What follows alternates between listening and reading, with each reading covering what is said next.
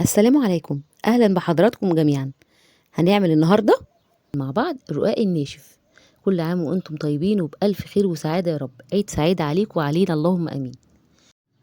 هنعمل مع بعض الرقاق الناشف بخطوات بسيطة ومظبوطة. هتعرفي كل أسرار الرقاق الناشف علشان يطلع معاكي بالحلاوة والجمال ده. شايفين يا حبايبي قد ايه هو مقرمش وخفيف؟ بسم الله ما شاء الله، ربنا يحسن ما بين ايديكم. هنسمي بالله ونصلي على الرسول. اللهم صل وسلم وبارك عليك يا حبيبي رسول الله. معانا حبايبي هنا ربع معلقه ملح ومعلقه صغيره سكر ونص كيلو دقيق ابيض منخول. ومعانا بقى هنا الماء هنستخدمه، هنشوف دلوقتي هنستخدم قد ايه. بنلم الدقيق باول كوبايه.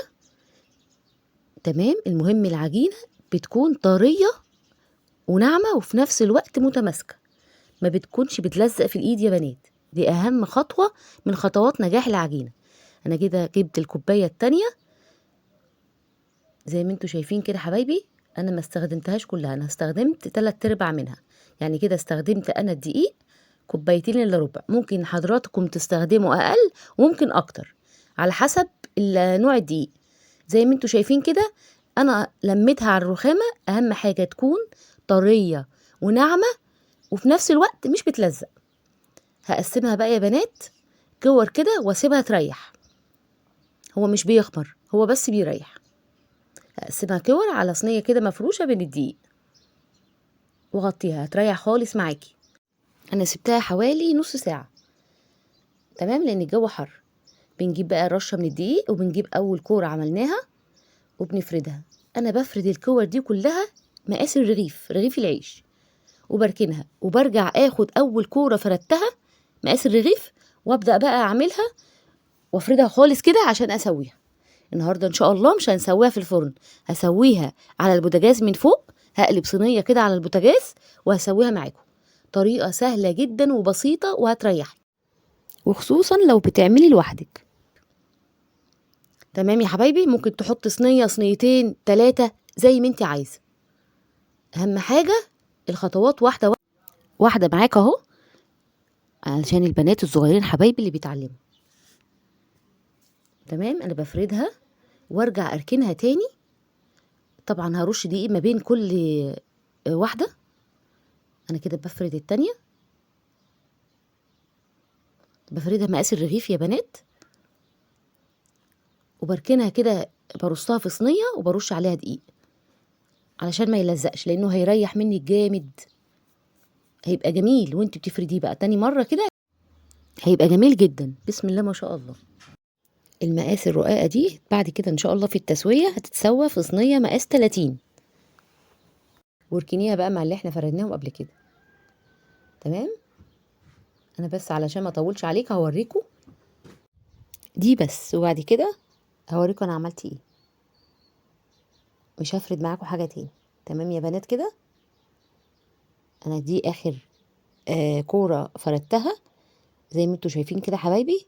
ارصها بنفس الرصه اللي انا رصيت بيها الباقي، وبعد كده هقلب كل ده كده على الصينيه. ليه بقى يا بنات؟ عشان انا عايزه اول واحده انا عملتها، لان بيكون مريح، العجينه بتكون ريحت على الاخر، هتسهل معاكي الفرد جدا. بكيلو عملت 16 كوره، يعني طلعولي 16 رقاقه. النص كيلو يعمل صينيتين. يبقى باذن الله كده تعمليه وتوفري احسن ما تشتريه من بره.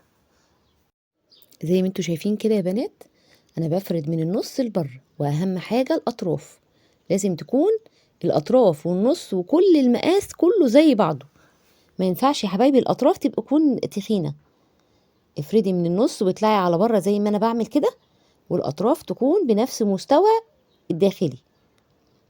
تمام، يبقى كله مستوى واحد. بتكون رقيقه جدا زي ما انتوا شايفين كده. انا قلبتها وبعدين هبدا افردها تاني. ده بيسهل عليك الفرد، لانها بتكون متشربه من الدقيق، لازم تقلبيها زي ما انتوا شايفين كده حبايبي. انا بفرد من النص لبره وما انساش الاطراف، بدوس عليها برضو بالنشابه. تمام، ابدأي بقى نفضي الدقيق الزياده، وتكوني حاطه صينيه على نار متوسطه على البوتاجاز عشان نسويها عليها. انا هنا خرمتها علشان ما تنفخش مني على البوتاجاز. كل ما يكون الرقاقه مش منفخه كده عامله فقاعات بتكون احسن. تبداي ترصيها طبعا عشان تسويها. انا هوريكم دلوقتي يا حبايبي بعمل ايه.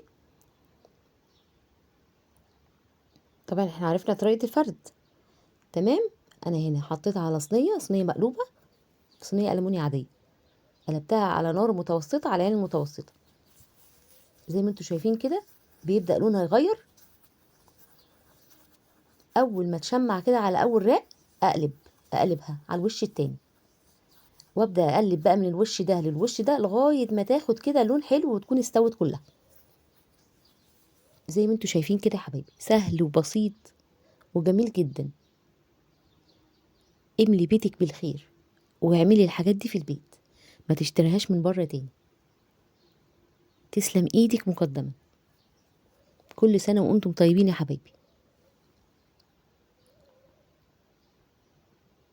فايدة اللي انا بخرمها بالشوكة علشان ما تعملش فقاقيع كتير. تمام يا بنات. هبدأ بقى اقلب فيها لغاية ما الاقي كده ايه لونها بقى حلو واستوت. انا بطلعها على قماشة نظيفة مفرودة كده، وبرص عليها الرقاق ده بينشف كده مع نفسه. برصه كده في الهواء بينشف مع نفسه. ولما ينشف ابدأي بقى رصيه في سبت في علبة زي ما انت عايزة بقى. زي ما احنا قلنا يا بنات، زي ما احنا متفقين، النص كيلو عمل لي 16 رقاقة. ال 16 رقاقة بيعملوا صينيتين. الصينية بتاخد 4 رقاقات راق أول، وبعدين بنحط عصاج اللحمة، وبعدين بنحط الأربع رقاقات التانيين. يبقى كده الصينية خدت مننا 8 رقاقات. بألف هنا وشفا. ربنا يحسن ما بين ايديكم حبايبي. بس وابدأ ألف فيها كده لغاية ما تاخد لون حلو. أنا بس بوريك اهو الفقاعات، بشاور عليها اهو بإيديا.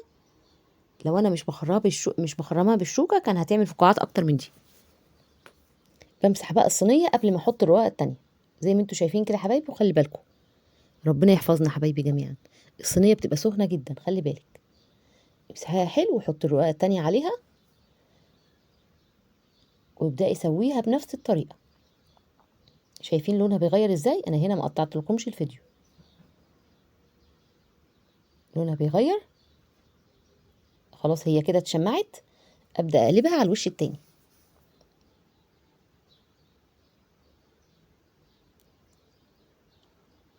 تمام كده.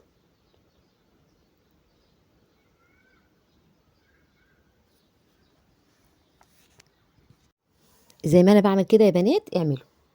هي اتشمعت خلاص، بحاول احركها والفها، ولما احس ان خلاص لونها كله غير، اتشمعت خالص كلها، اقلبها على الوش التاني.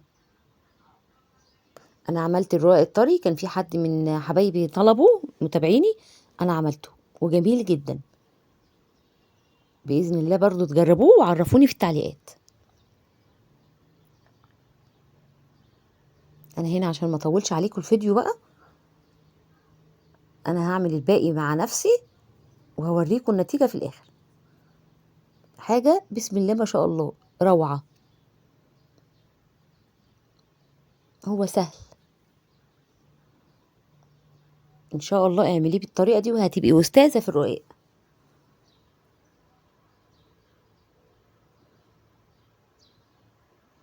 تمام يا حبايبي. طبعا بين كل رقاقة والتانية لازم اشيل وهنضف الصينية حلوة قوي بفوطة، علشان لو في بقايا دقيق على الصينية ما ينفعش هتتحرق، وفي نفس الوقت ممكن تلزق في الرقاقة بعد كده.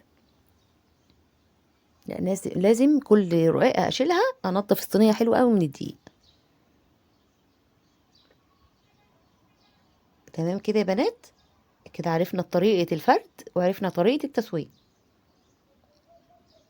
بإذن الله هعمل لكم فيديو ان ازاي بنرص الرقاق الناشف ده بكل سهولة. هعمله بقى بطريقة امهاتنا زمان. هنسقيه بالشوربة ونرصه في الصينية ما بينهم سبلة ونحط اللحمة المعصجة. سهلة جدا. تمام كده يا بنات، احنا كده شفنا طريقة العجن وطريقة الفرد وشفنا طريقة التسوية على الصينية على عين البوتاجاز من فوق. مفيش اسهل من كده. تمام يا حبايبي، لو في اي حاجة قولولي في التعليقات. خلاص كده الرقاقة دي كمان استوت. هبدأ اشيلها، وزي ما قلت لكم مش بنغطيها، بنسيبها كده في الهواء تنشف.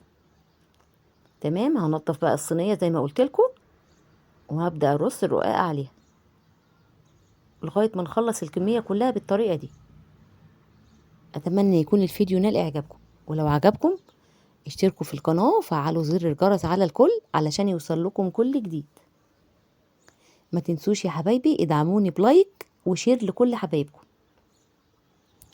ان شاء الله استنوني في وصفات كتير حلوة قوي ومميزة. في حفظ الله، السلام عليكم.